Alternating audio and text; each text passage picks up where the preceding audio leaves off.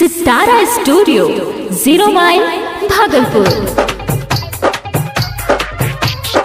OT में लाली काने में बाली सब दबौलिया के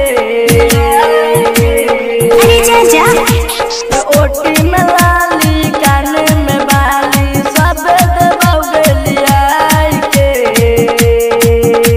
हगे क्या अजीला सह गोरी के चिया भौरा सुन बोले बसादी बगाई चल हगे जिला सह गोरी के चिया भौरा सुन बोले बसादी बगाई के।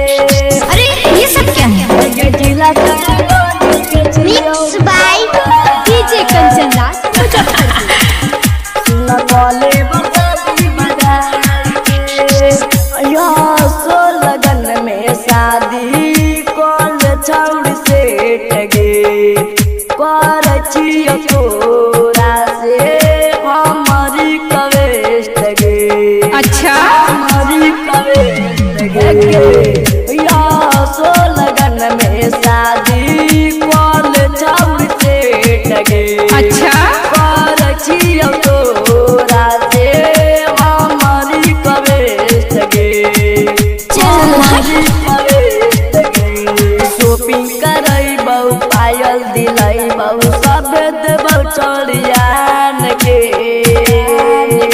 हगे। अरे ये सब क्या है? अजिला सह गोरी के चिया भौरा सुन बोले बसादी बगाई हगे जिला सह गोरी के चिया भौरा सुन बोले बसादी बगाई के। हगे जिला सह गोरी के चिया मिक्स बाय डीजे कंचन दास सुन बोले बसादी बगाई के।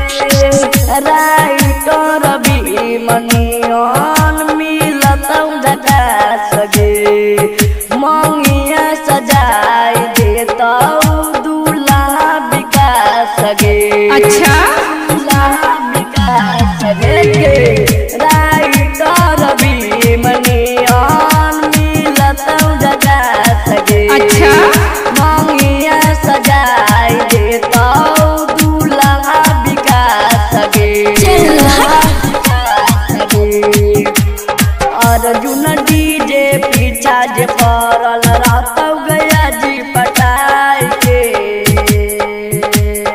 अरे ये सब क्या है? अजिला साहब जी के चिया भौरा